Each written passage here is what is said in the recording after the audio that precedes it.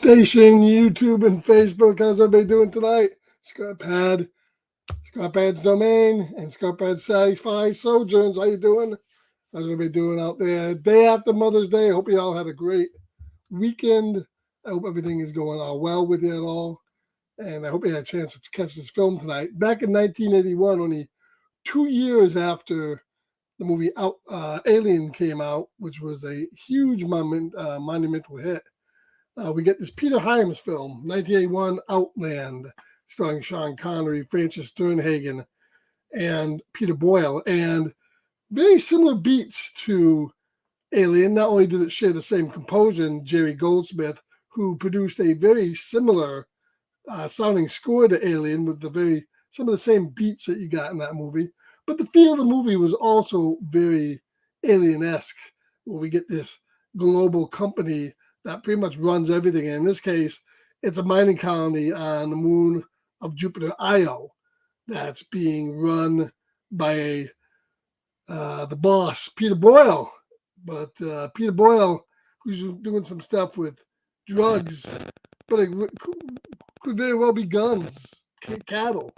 And the federal marshal comes in. The federal marshal is played by Sean Connery, who has to take down this boss, this mining colony, and force a high noon type showdown with two hired thugs that the company sends to dispatch them.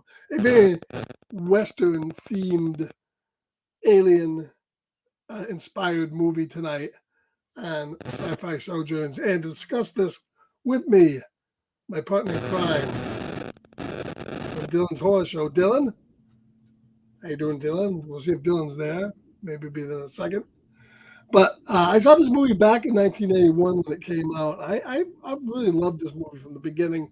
Very simple themes of a federal marshal, a lawman who's down on his luck, who brings his family to this town, in this case, an outer space station, where he is met up with a gang of thugs run by a boss that must be taken down. In this case, that's Peter Boyle, who's running the company mining colony. Of course, the company wants to produce, and one way of producing, Dylan, how you doing? One way of producing is by producing a rapid, I'm not sure actually, a rapid drug base. So, we get Sean Connery, who's really losing his family, who doesn't want to stay there, but really wants to see if he's the broken down wreck that he thinks the company thinks he is, or whether he actually is going to face up to this crime boss. And of course, similarly, we meet a doctor played by Francis Sternhagen, who I really like in this movie a lot, who's just worn down, Dr. McCoy-ish, very rough and tumble doctor who even admits to herself that she's not the best she can be and that she drinks too much and doesn't know a whole heck of a lot. But she becomes Sean Connery's ally to see if he can take down this man when everybody else kind of goes out of the way. So I remember seeing this, as I said, when it came out in theaters in 1981, loving Alien, loving the tone of this movie, because it is kind of like a cross between an outer space alien-esque adventure and a Western. And Sean Connery is great. Now, Dylan, is this the first time you've seen this? Yep. What did you think? I thought it was okay. I thought visually it looked really good.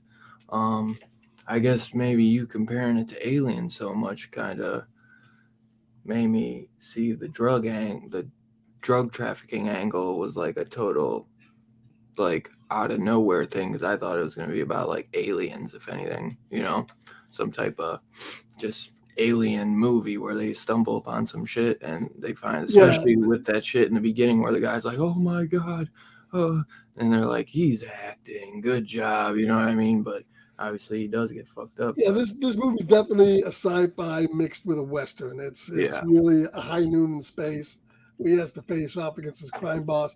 I think a lot of the visuals are very alien inspired. The opening and the theme. The opening is very aliens. Aliens open with the name Aliens appearing in Outland. Kind of does the same way. Yeah. The music is very similar. Jerry Goldsmith did both scores. but we do get basically a tale of crime in space, and kind of like a western where he has to go against this drug lord. I thought Peter Boyle, who played the drug lord Shepard, was really good in it.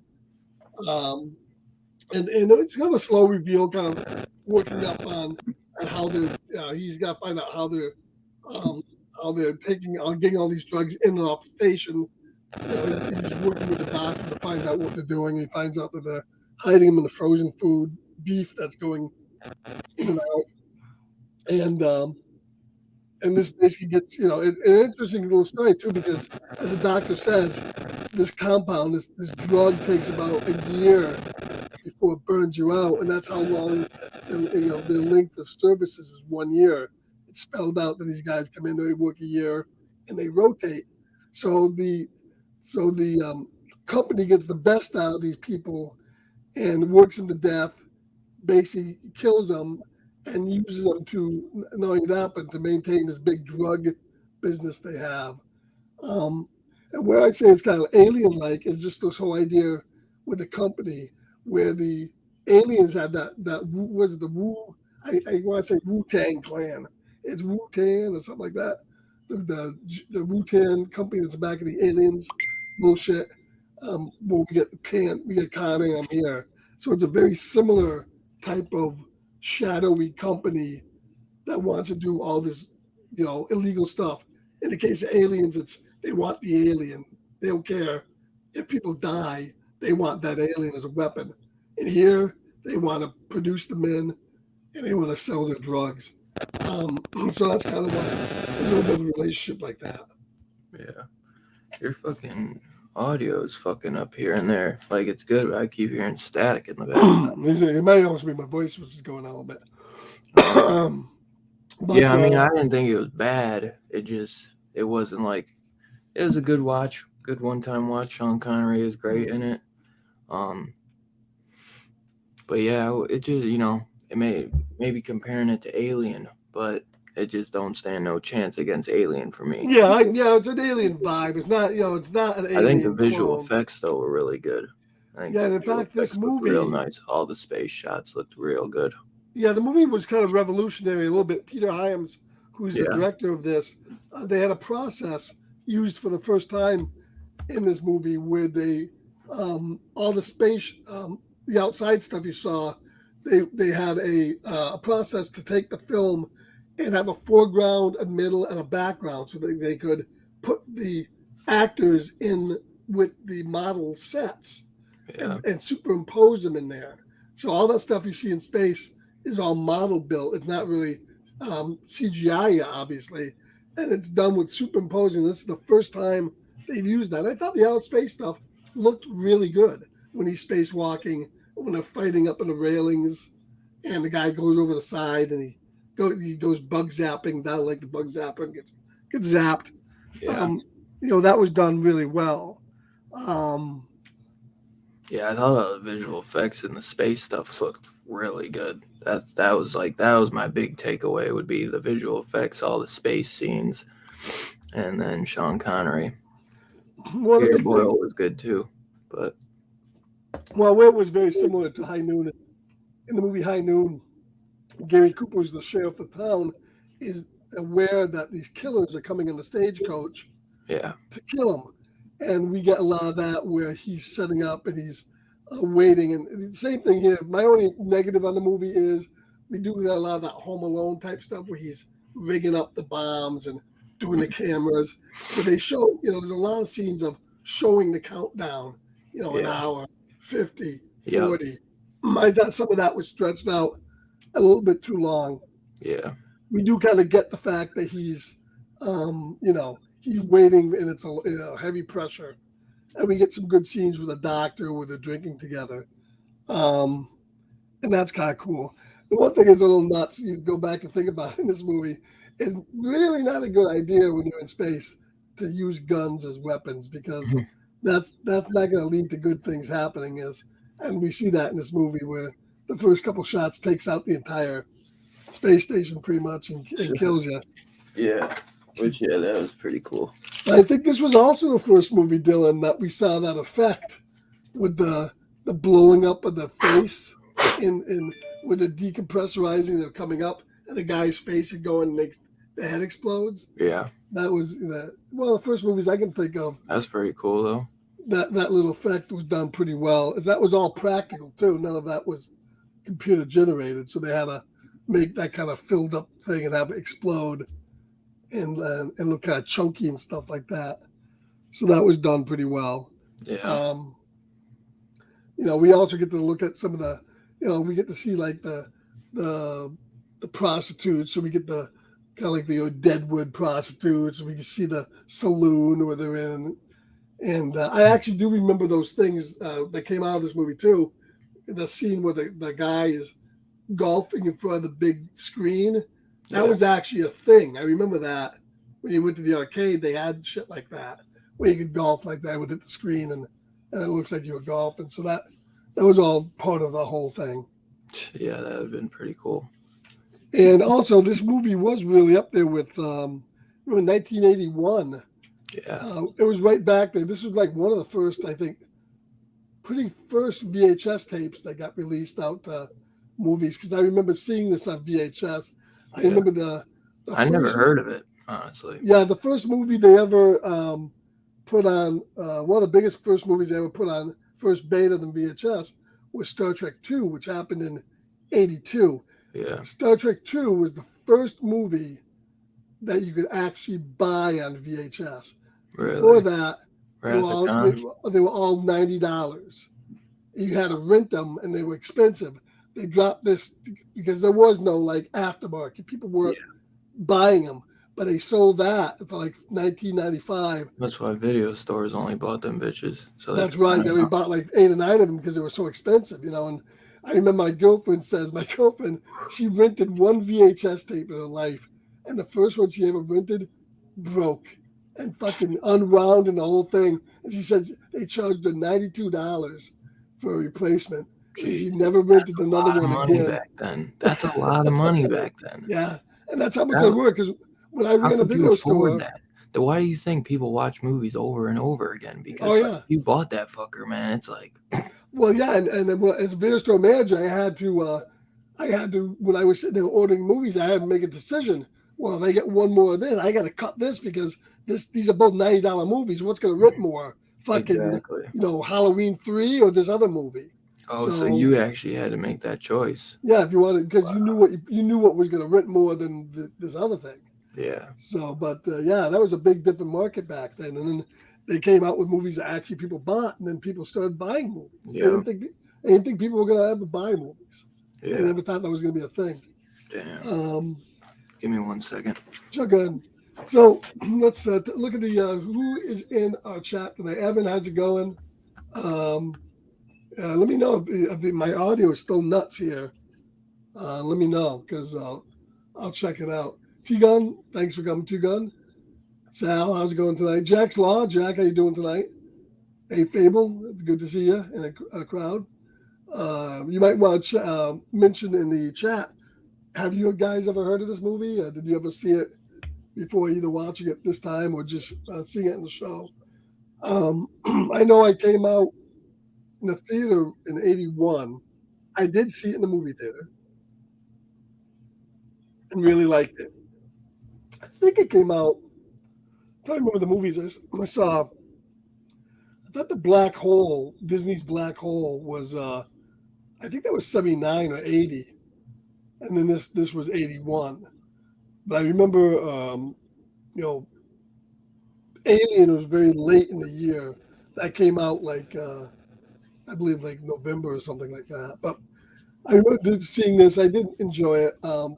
Fraser Sternhagen, who's been in a bunch of different stuff, who plays the Doctor. I really, I like the fact their little arc in the movie because they start off as kind of like, not a good footing there. She's very snarky and very condescending to him. And he makes that little joke about kicking her the ass down a court. And he goes, "That's a little Marshall joke." From that part on, they get to be friends, and she really becomes the only one in this community that's going to back him at all. I love that scene where he goes to he goes first to all his um, staff, and they all said, "Wow, we got wife and kids. We can't do anything here." And then he goes into the saloon or the bar, and he says, "Anybody, Bueller? Anybody can help me here?" And the guy says, "Well, you have, we're just people. You have your men." And he goes, "Oh, my men are shit." I love that scene. Sean Connery really does a good job, I think, in this movie. Especially all the scenes with his wife and his kid. The kid was terrible. That little kid. Ever since I was watching this movie, I thought that little kid was terrible. But yeah, I think Connery had a great scene there. Where he's saying goodbye to his family, and and then they get the thing at the end. They're leaving on the shuttle. He's got to go with them after this one last job. Um, so it's always a very likable movie, and I think this was really between the end of the Bond era for Connery, and then coming back and doing, I think 2 years later, in 1983, he did that last Bond movie, Never Say Never Again, which wasn't part of the canon, but it was like a side thing, a remake of Thunderball. But that was the last time we really started seeing him in genre stuff. He was in Highlander earlier, and then eventually he would come out. The last thing that would kill his career would be that League of Extraordinary Gentlemen, which he did, I think, in '87 or so, which I didn't think was a terrible movie. I thought it was actually a pretty decent movie, but the box office didn't, and that kind of forced him into retirement. And that was it for Sean Connery. Of course, along the way, he did a lot of great stuff like Hunt for October and The Rock and stuff like that in the '80s and '90s. So he did quite a bit of stuff after all the genre stuff was gone. But no, he was remember that he was pretty big in not only the Bond stuff, but he did a lot of science fiction. He did Zardoz in the '70s. He did this movie in the '80s along with Highlander. And then Dragon Slayer, he did the voice of the dragon. So Sean Connery did a lot in the genre stuff until he just, went to dramas and then retired. But I thought he was good here. I think they said they originally wanted, I forget who they said they originally wanted for this role. It wasn't Sean Connery, it was somebody else. But Sean Connery came in, read for it, and they decided to go with Sean Connery. And he does do a good job in kind of portraying that guy that goes from job to job to job, as the Peter Boyle says. He's that guy that is always won't shut up, won't just sit there and do the job and not rock the boat. And this was going to be this is going to be his last job to decide whether he's the man he thinks he is. So in that case, very old-fashioned story, and that's why it goes along with that whole Western allegory. But an exciting and thrilling science fiction adventure, and I really liked that movie. So let's see what the chat is saying. Besides my static, the assassins could have looked a little more threatening. Yeah, they weren't. They only said two guys, and he just because of course he set up all those Home Alone type traps there. The guy, he drops a panel from the thing, and he's going loud and listen. The guy's shooting it, and that's why I said that. It was kind of dumb. These guys are in space. You got to know the effect a gun's going to have on a space station that's basically glass. That's why I thought maybe they could have came up with a different way around that. Maybe I know they wanted to stay grounded in reality. They didn't really want to go full sci-fi and have lasers. But hell, fucking Moonraker was doing lasers in 1981 when that came out. So why not? Oh, remember? Yeah, that's right. Big Trouble in Little China did the blown up face too, didn't they? And that came out around the same time. So it could have been along the same lines. They did that effect. $92 in the '80s. That's a lot of money. I mean, I think I had a charge when I was a manager. I had to charge somebody once that amount. I felt kind of shitty doing it, but usually we'd work out something and wouldn't charge them, the full. I don't think I ever did charge my full $92. I just said, whatever, give me $20. But yeah, because we used to be able to fix those tapes too. We'd have to patch them, which was a major pain in the butt. It could be done. Oh, okay. Thank you for letting me know that, Evan. Doesn't help my voice is gone too. So very good. Thank you very much. Thank you. Let's see. I see a VHS tape of this movie. Yeah, I've owned a VHS tape of this movie at one point, I think. First time watch, okay. Okay, yeah. 87, oh yeah. 87. 2003, okay, yeah.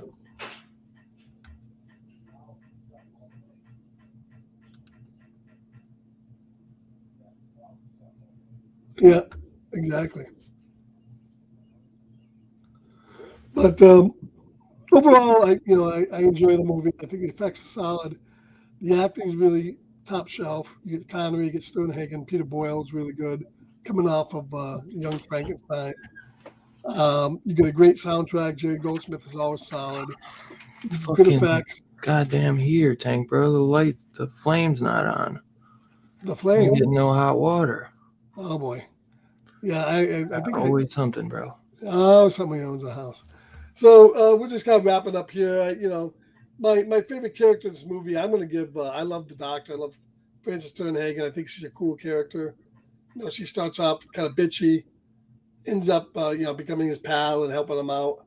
Yeah. So Sean Connery is always solid, but I'm gonna say that my favorite character in this movie, at least, is the Doctor played by Frances Sternhagen. But they were all great. She is yeah. great.